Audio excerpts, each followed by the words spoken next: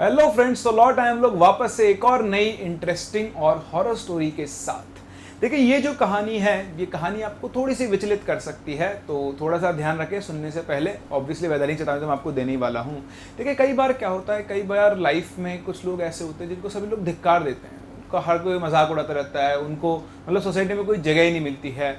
और इवन ना सिर्फ बाहर वाले, इवन उनके घर वाले भी उनको लाइक नहीं करते हैं, बहुत ज़्यादा डिसलाइक करते हैं। उसका रीज़न कुछ भी हो सकता है उस पर्सन के अंदर कोई फिजिकल डिस्क्रिपेंसी हो, ऐसी कोई भी चीज़ हो सकती है, वो फिजिकली चैलेंज्ड हो सकता है, कुछ उसके अंदर कमियां हो सकती है। लेकिन उन कमियों के लिए उसे बार बार धिक्कारना, उसे नफरत करना, तो उनकी जो ज़िंदगी होती है वो बिल्कुल ऐसी नरक सी हो जाती है। उनको लगता है कि यार कोई मुझसे प्यार ही नहीं करता है, हर कोई मतलब उनको धिक्कारता ही रहता है। और कभी कभी ऐसे लोगों की जब अनटाइमली डेथ हो जाती है, तो वो लोग इसी दुनिया में वापस से घूमते रहते हैं। और उनकी जो नफ़रत होती है, वो नफ़रत सिर्फ उन लोगों के लिए नहीं होती जो उससे नफ़रत करते हैं, वो सबके लिए हो जाती है। और ऐसे लोगों की जब आत्माएं भटकती है, ऐसे लोग जब किसी को भूत की फॉर्म में दिखाई देते हैं, वो बहुत डेडली होते हैं। इवन वो मारने से भी नहीं चूकते हैं। तो ऐसे कई इंसिडेंट हुए जहाँ पर घोस्ट ने और स्पिरिट्स ने क्या किया, लोगों को मार भी दिया है। तो कुछ ऐसा ही इंसिडेंट जुड़ा हुआ है आज कुछ ऐसी चीज़ें जुड़ी हुई है आज के इंसिडेंट के साथ। तो सबसे पहले इस कहानी के सभी पात्र वास्तविक हैं, ठीक है। इसका किसी भी व्यक्ति, वस्तु या स्थान से कुछ भी लेना देना हो सकता है। अगर आप कमज़ोर दिल वाले हैं तो स्टोरी को थोड़ा सा दिन में देखें, लेकिन देखें ज़रूर, देखना तो बनता है, ठीक है। और लेट्स स्टार्ट द स्टोरी। तो ये कहानी है सुमित की। तो आज मैं आपको एज ए नरेटर नहीं, एज सुमित बन के कहानी सुनाने वाला हूँ। तो मैं सुमित हूँ और मेरे साथ मेरे दोस्त हैं, मेरा एक ग्रुप है पूरा दोस्तों का। हम लोगों को ट्रैकिंग करने का बहुत शौक है, बहुत शौक था हमें ट्रैकिंग करने का। ये जो इंसिडेंट है, ये जो कहानी है, ये आज से 10-12 साल पुरानी है, ठीक है। तो इस कहानी में आप जो टेक्नोलॉजिकल वर्ल्ड में आप आज जी रहे हैं, वैसा नहीं था आज से 10-12 साल पहले, थोड़ा डिफरेंट था आज से, ठीक है। तो ये कहानी जो है, इसमें ये इंसिडेंट जो हुए सुमित के साथ, तो सुमित और उसके 5 दोस्त और थे, टोटल 6 लोगों का एक ग्रुप था। और इन लोगों ने ट्रैकिंग करने का बहुत शौक था। जब भी इनको मौका मिलता था ये ट्रैकिंग पे जाया करते थे, जैसे ही चांस मिला। तो इन सभी के क्या हुए, इन सभी के कॉलेज एग्जाम खत्म हुए, सब एक ही शहर में रहते थे। तो इनके जैसे ही कॉलेज एग्जाम खत्म हुए, इन सब दोस्तों ने मिलकर, यार बहुत टाइम हो गया साथ में कहीं गए हुए, चलो ट्रैकिंग का प्लान बनाते हैं। तो इन लोगों ने आसपास के सारे एरिया कवर किए हुए थे। तो उन्होंने प्लान बनाया, इस पर कहीं दूर चलते हैं, थोड़ा घूमना भी हो जाएगा और बढ़िया से ट्रैकिंग भी हो जाएगी। तो उन्होंने प्लान बनाया शिमला जाने का, कि शिमला जाके हम लोग क्या करेंगे, ट्रैकिंग करेंगे, मस्त मजा आएगा, बहुत सारी हिल्स है वहाँ पे, यहाँ के तो सारे रीजन हमने छान लिए। तो कोई नई जगह चलते हैं, वहाँ से क्या होगा, अनएक्सप्लोर्ड टेरिटरी होगा, तो हम आराम से नई नई चीज़ें भी देखेंगे, थोड़ा मस्ती भी करके आएंगे। तो उन्होंने प्लान बनाया 7 दिन का, कि 7 दिन के लिए हम लोग चलते हैं। और मतलब जो इस टाइम इतना कोई पीक सीजन भी नहीं था। और उस टाइम पर क्या ना, जो आपकी बुकिंग वेबसाइट्स होती हैं, लाइक गोएबीबो हो गया, या फिर आपके पास में 1 मिनट ट्रिप हो गया, तो ऐसी ट्रिप्स नहीं, ऐसी वेबसाइट्स नहीं हुआ करती थी जो आपको इतना ईजी एक्सेस देते होटल्स का। पहले क्या हुआ करता था, आदमी पहुंचता था, उसके बाद वो होटल ढूंढता था। तो होटल बुक करवाने की जिम्मेदारी सुमित ने ली थी, इसलिए बाकी 5 दोस्तों ने कोई चिंता नहीं की, ठीक है। वो जो 5 दोस्त थे वो थे राकेश, आशीष, जय, करण और दिनेश, ठीक है। आप 5 लोग ये थे और छठा कौन था, आपका सुमित था। तो मेनली यहाँ के जो फोकस होगा वो होगा हमारा जय और करण के ऊपर। तो बाकी नाम शायद मुझे भी याद ना रहे, इसलिए मैं आपको पहले ही बता देता हूँ।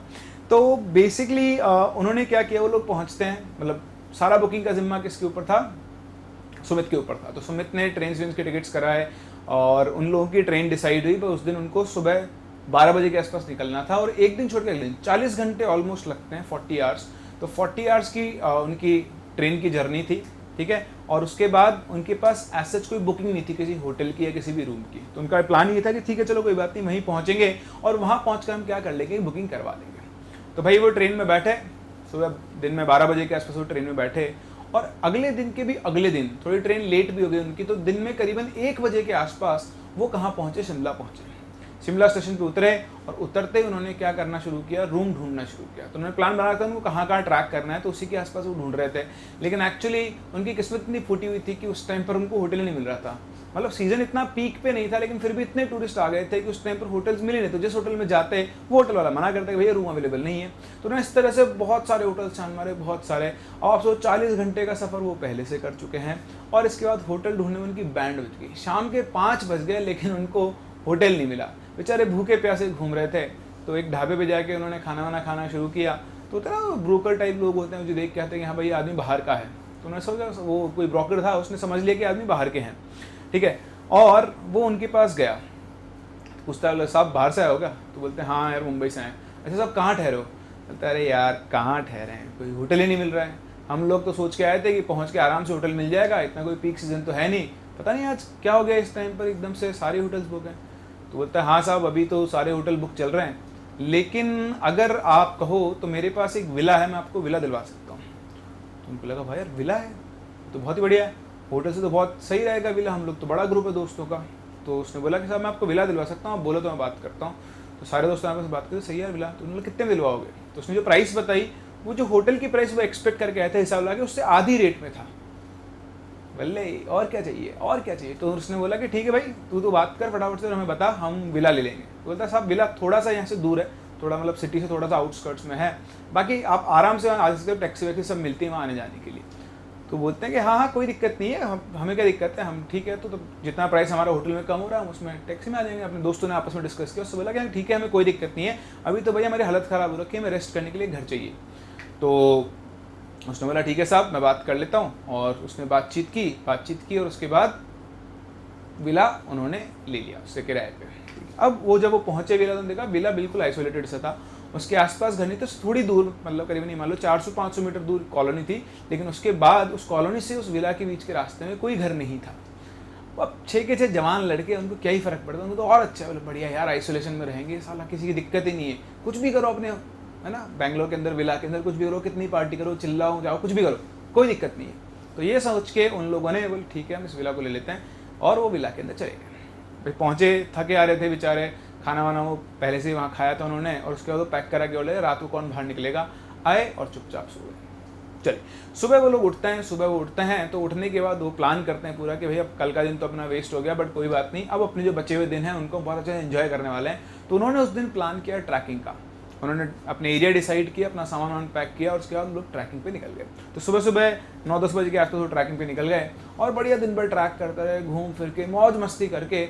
आप जानते हो आदमी दिन भर ट्रैक कर रहा है, चढ़ेगा उतरेगा, थोड़ा खाना वाना खाया, इधर उधर घूमे, इसमें बुरी तरह थक जाता है। तो शाम को जब आए तो थके आ रहे हैं, सारे के सारे थके आ रहे हैं, बिल्कुल थके आ रहे हैं। और खाना वाना खा पी के, मतलब वो खाना तो दिन का खाते थे और साथ में पैक करवा के रूम पे लेते, रात को थोड़ा पार्टी शार्टी करके और आराम से अपना खाना खाते रहेंगे, ठीक। तो वो पहुँचे, और पहुँच के जैसे ही वो घर के अंदर घुसे, घर को खोल के, तो सभी के ये क्या हो गया। एक्चुअली हुआ क्या था, जब वो गए थे तो सारा सामान अच्छे से रखा हुआ था, लेकिन जब वो वापस आए तो घर का सारा सामान बिखरा हुआ था। जो चीज़ जहाँ रखी हुई थी वो वहाँ से कहीं और पड़ी है, कोई और, ऐसा लगा था कोई घुसकर कोई चोर घुस गया हो या उस घर को पूरे को अस्त व्यस्त कर गया हो। तो उनको बात समझ में नहीं कि ये क्या है, तो क्या करें, घर का कोई केयर टेकर तो था नहीं। होटल में तो क्या होता है, लोग होते हैं जिनसे आप बोल दो, वो किससे बोले।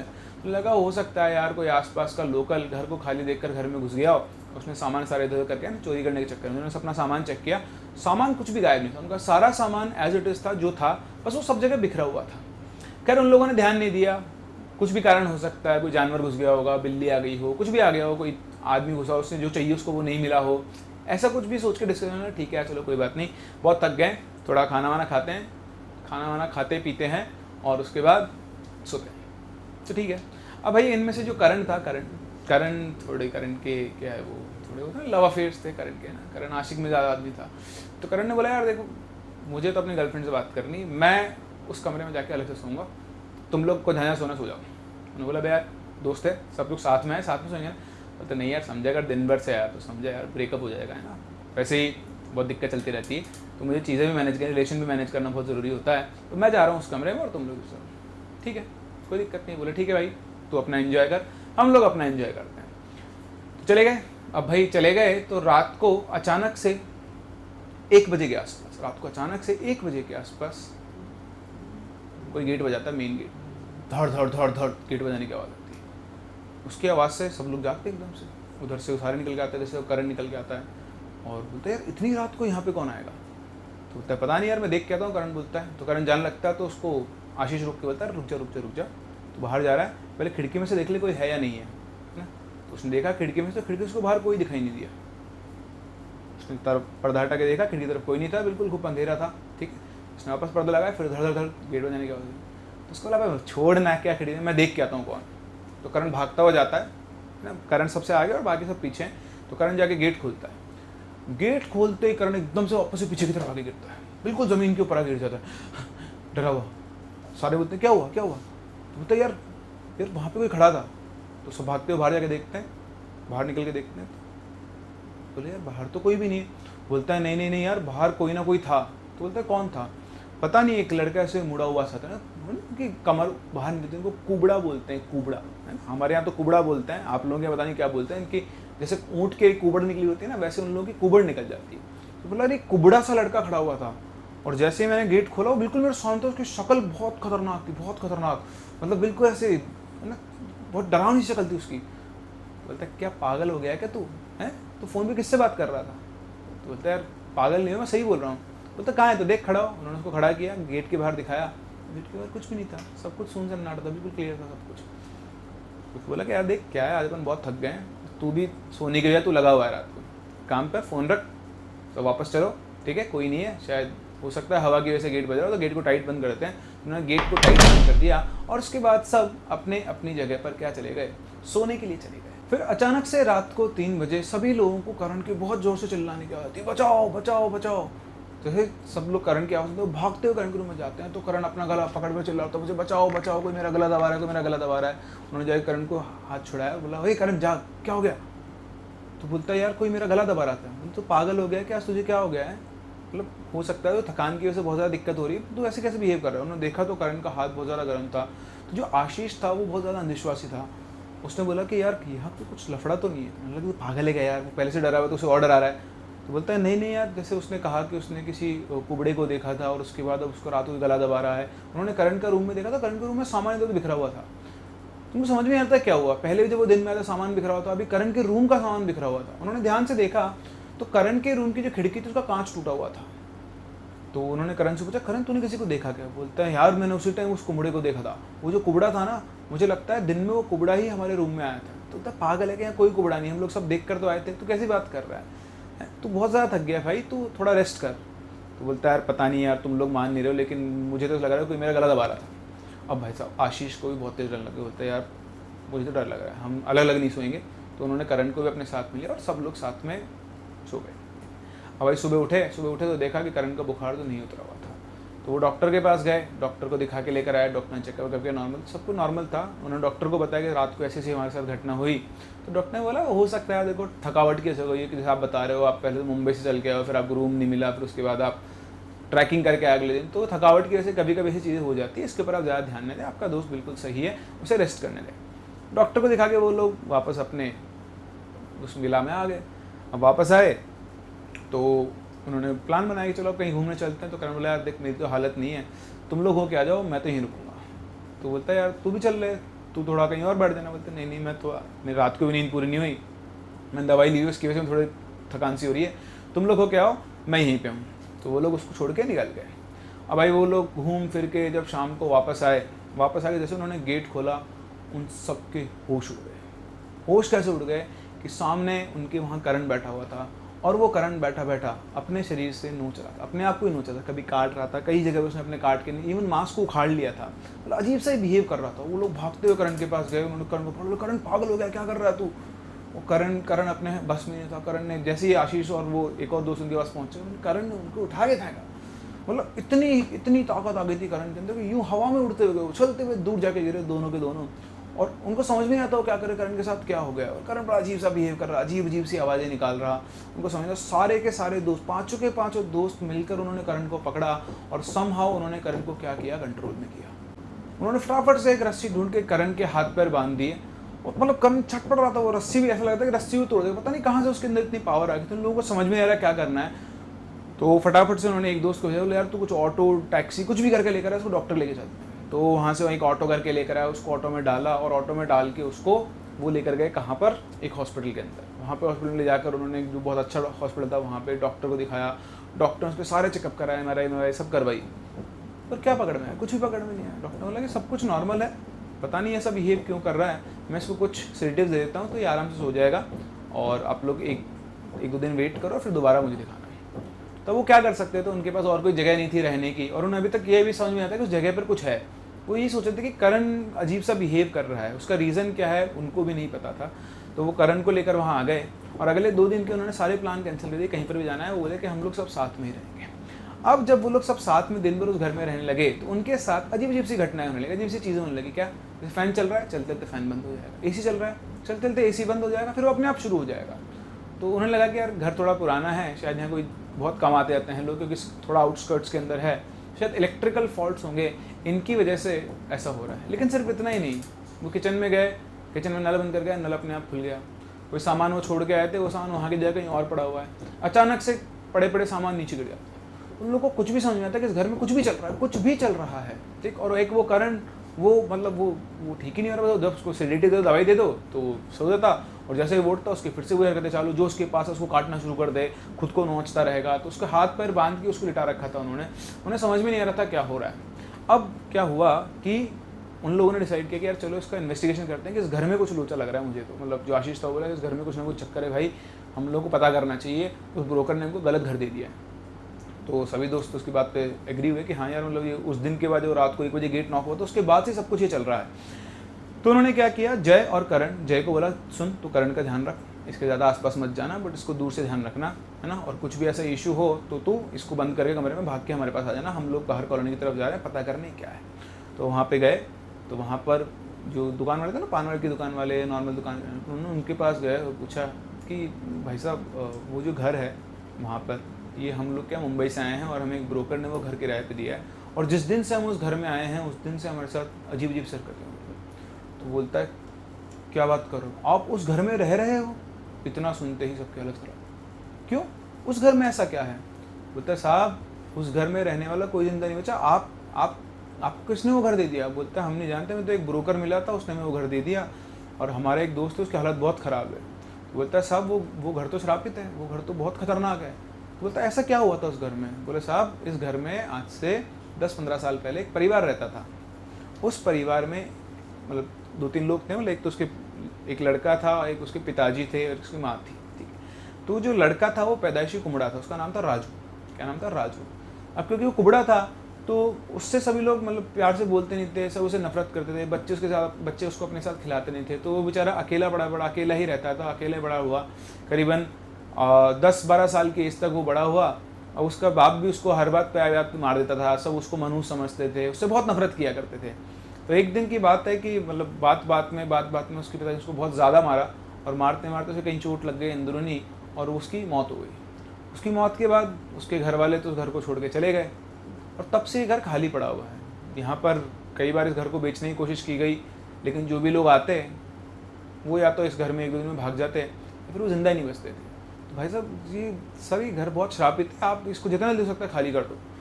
अब इतना सुनते उन सबको होश उड़ गए, बोले भाई साहब ये तो खतरनाक हो, दिख रहा है उन्होंने तो सब कुछ एक्सपीरियंस किया। वो सारे के सारे दोस्त भागते हुए उस विला के ऊपर पहुँचे, और जैसे विला पर पहुँचे गेट खोलते ही उनकी हालत खराब। हालत क्यों खराब? कि पहले तो करण तैयार था, अब करण के हाथ खुल चुके थे और करण ने जय को बुरी तरह से घायल कर रखा था। मतलब जैसे वो उसने खुद को काट रखा था, उसने जगह जगह जय को काट दिया, और जय बेचारा दर्द से चला रहा, भाई मेरे को बचा लो भाई इसने मेरी हालत ख़राब कर दी। मैं इसको मतलब कि खुल गया पता नहीं कैसे, इसने रस्सियाँ ही तोड़ दी है, और मैंने इसको कंट्रोल करने की कोशिश की तो उसने मेरी हालत कर दी। अब जैसे तैसे उन्होंने वापस से करण को पकड़ा, उसके हाथ पैर बांधे, और अब उन्हें समझ ही नहीं आ रहा था कि उन्हें क्या करना है। मतलब अब उनका एक की जगह उनके 2 दोस्त क्या हो चुके थे, बुरी तरह से घायल। सभी दोस्तों ने मिलकर जय को संभाला, उसकी मरहम पट्टी वगैरह की, उन्होंने डिसाइड किया कि भैया अब इस घर को खाली करके भागना है। तो फटाफट से उन्होंने अपना सामान पैक करना शुरू किया। सब कुछ प्रोसेस के अंदर करीबन रात के 7-8 बज चुके थे पहले से, मतलब अंधेरा हो चुका था। लेकिन कुछ भी हो, उन्होंने बोला कि फटाफट तो एम्बुलेंस को फ़ोन कर। तो सुमित ने एम्बुलेंस को फ़ोन किया और एम्बुलेंस वहाँ से रवाना हो गई थी। इतने में उन्होंने अपना सारा सामान पैक किया। सारा सामान उन्होंने पैक करके जैसे ही उन्होंने गेट खोलने की कोशिश की, मतलब जैसे गेट खोलने के लिए जान लगे घर से, अचानक से पूरे घर की लाइट गई। जैसे ही लाइट गई, सब लोग ने अपने फ़ोन्स, है ना, किसी ने मोमबत्ती जलाई, जिनके पास फ़ोन थे उन्होंने टॉर्च जलाई फ़ोन से, और चारों तरफ देखा तो देखा कि करण तो वहाँ पड़ा हुआ था, लेकिन जय गायब था। जय वहाँ कहीं दिख नहीं रहा था। और भाई साहब क्या, उन्होंने जय को आवाज़, जय कहाँ है, तो ढूंढना शुरू किया। तो देखा कि जय एक कोने में पूरी तरह से बुरी हालत में खून में लटक पड़ा हुआ है। वो समझ नहीं आता कि ये क्या हुआ एकदम से। फिर वापस एकदम से लाइट आ गई। अब उनको कुछ समझ नहीं आता, बार बार लाइट आ रही, बार बार लाइट जा रही, एकदम से आती फिर एकदम से गायब हो जाती। उन्होंने बोला कि भाई जितना जल्दी हो सकता है भागो। उन्होंने जय को संभाला, करण को 2 लोगों ने उठाया और वो भागना शुरू हुए। जैसे ही भाग के उन्होंने घर के बाहर का गेट खोला, गेट खोलते सबकी हालत टाइट। जिस कुबड़े लड़के को सबसे पहले करण ने देखा था वो अब उन सबके सामने खड़ा था और वो खड़ा होकर बोला था कि तुम में से कोई यहाँ से बच के नहीं जा सकता। तुम आ तो गए लेकिन अब जाओगे नहीं, मैं एक एक को मार दूंगा। इतना सुन के सुमित बोला तुम लोग डरो मत, हम लोग सब हैं और ये अकेला है, अपन इसका सामना कर सकते हैं। तो कुबड़ा बोलता है आओ करो सामना, मैं भी देखता हूँ तुम में से कौन मुझसे लड़ सकता है। तो उस पांचों मतलब करण को जय को छोड़ दो तो बाकी के चारों कुमड़े के ऊपर कूद पड़े। जैसे वो उसके ऊपर कूदने को तो गायब हो गया, वो इंसान थोड़ा ना था। और अगले ही मोमेंट पर वो करण फिर से खड़ा हो गया और करण ने पकड़ के सबकी धुनाई करना शुरू किया। करण के हाथ खुल गए थे और उसने पकड़ के सबको बढ़िया पीटा। किसी की लात चली, किसी घुस चल रहे हैं, किसी को काट लिया, किसी को नोच लिया और ये सारा प्रोसेस चल रहा था। तभी अचानक से सामने से एक हेडलाइट है ना, गाड़ी की लाइट आती है, वो एम्बुलेंस एक्चुअली टू आवाज़ करके एम्बुलेंस घर के सामने आके खड़ी हुई थी। और इतना होते ही अचानक से सब कुछ नॉर्मल हो गया। करण अपनी जगह पे गिर गया, जय वहाँ गिर गया। मतलब वो लड़का एकदम से जो कुबड़ा था ना वो एकदम से वहाँ से गायब हो गया, क्योंकि एकदम से जैसे वहाँ से वो एम्बुलेंस आई, बहुत सारे लोग आए, एम्बुलेंस 3-4 लोग थे, तो उन्होंने आवाज़ नहीं चिल्लाने तो भागते हुए क्या हुआ इतने में वो एकदम से गायब हो गया। तो उस दिन उस एम्बुलेंस ने क्या की, उनकी जान बचा ली। अदरवाइज तो उन सबका गेम होना तय था, बिल्कुल तय था। ठीक है, क्योंकि उनको पता ही नहीं था कि क्या चल रहा है। लास्ट में जब भाग लगे उसको देखा कि अब तो भैया सारे जा रहे हैं, तो उसने साक्षात उनको दर्शन दिए और दर्शन देने के बाद वापस से वो करण की बॉडी में गया और उसकी बॉडी को यूज़ करके उसने सबकी धुनाई करना चाहिए। उन सबको बस मारने ही वाला था। ये तो किस्मत की बात थी कि उन्होंने पहले एम्बुलेंस को फ़ोन कर दिया और एम्बुलेंस वहाँ पहुँच गई। एम्बुलेंस उनको उठा के लेकर गई वहाँ से और 6 के 6 दोस्त बस मौत के मुँह से बाहर निकल गए। इवन उसके कई टाइम बाद में, कई महीनों तक भी करण की हालत तो ख़राब ही रहती थी। वो कभी रात को उठ के रोने लग जाता था, धीरे धीरे उसके घाव भरे, बट वो कभी भी अजीब सा बिहेव करना शुरू कर देता था। ठीक है, बहुत टाइम बाद उसका थोड़ा इलाज चला, उसको तांत्रिकों पंडितों के पास लेकर गए, तब जाके करीबन 1 साल 2 साल बाद करण नॉर्मल हो पाया। और आज भी जब वो लोग दोस्त साथ में मिलते हैं और उस इंसिडेंट को याद करते हैं तो उनकी रूह कांप जाती है। सो ये जो इंसिडेंट था, इससे हमें एक चीज़ तो पक्का पता पड़ती है कि अब तो देखिए टेक्नोलॉजी आ गई, अब तो आप कहीं जाने से पहले ही होटल बुक करा लेते हैं। लेकिन फिर भी अगर आपको कोई बहुत अच्छी डील के अंदर इस तरह कोई विला, सुनसान विला है ना, या फिर फ्लैट मिले, तो एडवेंचर के चक्कर में आप उसे बिल्कुल ना लें। क्योंकि जब आप नई जगह पर पहुंच रहे हो तो आप बिल्कुल नहीं जानते हो कि वहाँ पर आपको क्या मिल सकता है। कुबड़ा भी मिल सकता है, कभी कभी कुबड़ी भी मिल सकती है ना। तो इस चीज़ का ज़रूर ध्यान रखें। जब भी आप किसी नई जगह पर जाएँ, हमेशा पॉपुलेशन डेंस इलाके के अंदर ही क्या लें, एक रेंटेड फ्लैट या फिर विला या फिर जो भी आप होटल बुक करना चाहते हैं उसे बुक करें। खैर इन चीज़ों का कोई पता नहीं है, ज़रूर नहीं कि हमेशा सुनसान में ही मिले, ये आपको डेंस एरिया में भी मिल सकती हैं। ये तो आपकी किस्मत की बात है और टाइमिंग की बात है। तो ये था एक इंसिडेंट जो हमारे साथ शेयर किया था हमारे एक सब्सक्राइबर ने। आई होप आपको ये स्टोरी पसंद आई होगी। अगर पसंद आई हो तो चैनल को सब्सक्राइब जरूर करें, स्टोरी को लाइक ज़रूर करें और हम लोग मिलते हैं अपने अगले वीडियो में एक नई स्टोरी के साथ।